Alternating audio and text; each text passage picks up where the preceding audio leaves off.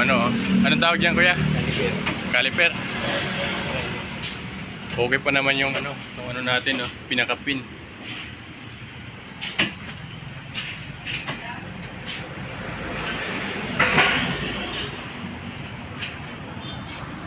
Nag-YouTube ka rin, kuya? Oo. Yan.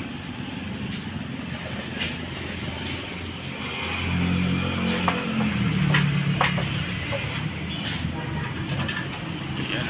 Ang galing ni kuya. Alam na alam yung sabitan, no?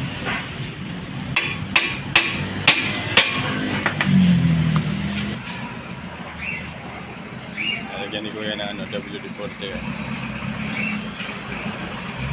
Na laman.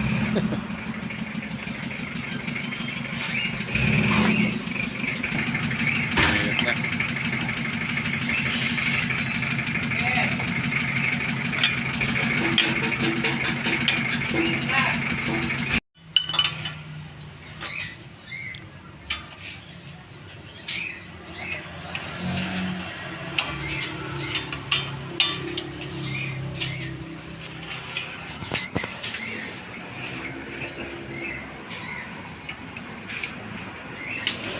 Tigas yan guys kasi ano, virgin pa.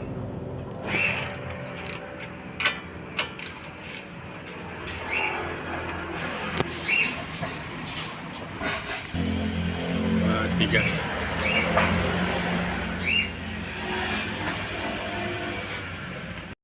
Yan yung pinakalak niya, no? Yan, matigas yan kasi yung pinakalak niya yan, no?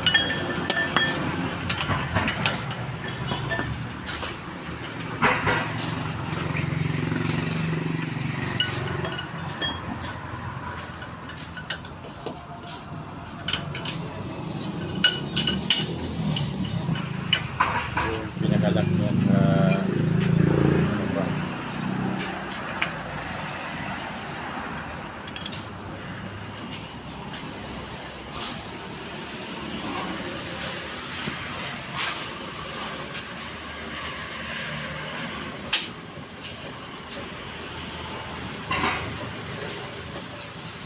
Lumuwag ka na.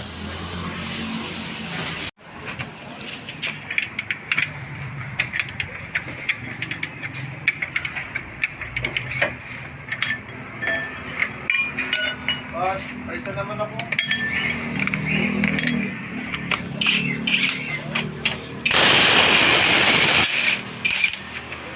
Ayos.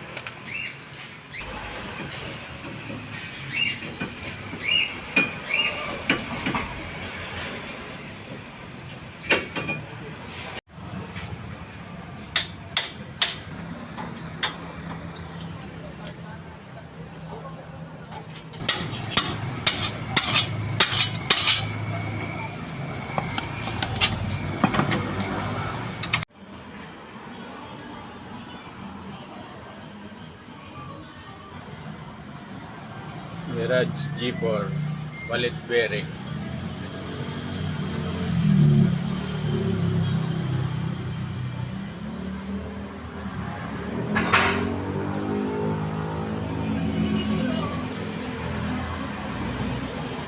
Yun guys, bigyan ko kayo ng tip sa pagpalit pag may problema yung bearing.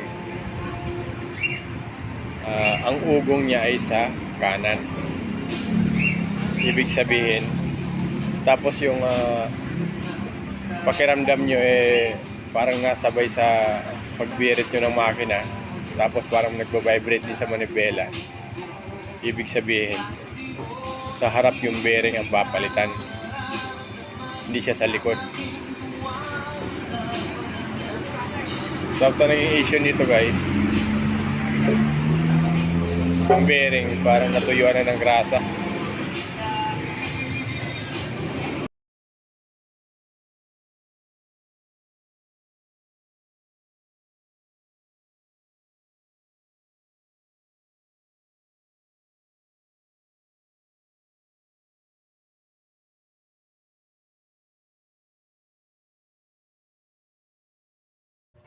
So ito na nga guys, dumating na yung bearing, in order pa doon sa, ewan ko saan sila bumili. So bali ang bearing yung presyo is 2,000. So So naka-discount ako ng 100, 1.9 na lang binigay. So parehas naman siya. Tapos yung napansin ko lang dito sa isang bearing guys, medyo may itim yung kabila yan, no? Pang may sensor yata itong isa, pero gumana naman.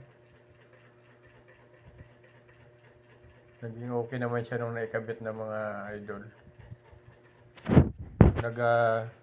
Dabing tayo dito guys kasi may music. Kinabit na. Lagyan na yung bearing.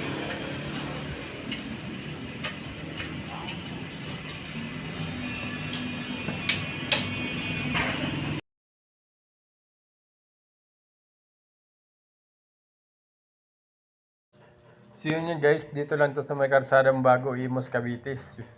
Hanapin nyo lang switch green sa kanan. Pag galing kayo ng Tagaytay, sa kanan siya na side, sa kaliwa siya na side. Tapos pag galing naman kayo ng Seyos, Gahak, nasa kanan siya na side. So malapit lang siya sa... Maraming salamat guys sa inyong panonood. Dinugtungan ko lang tong video na to kasi nabitin ako. So yun ang okay na siya yung Mirage sa atin. So malakas nga ang ugong iyan time na yun na galing ako ng Ortigas. So pag uwi ko, pauwi ako niya ng Cavite guys. Tsaka ako siya din doon, pinapalitan ko. So bali gumastos naman ako ng 3,600.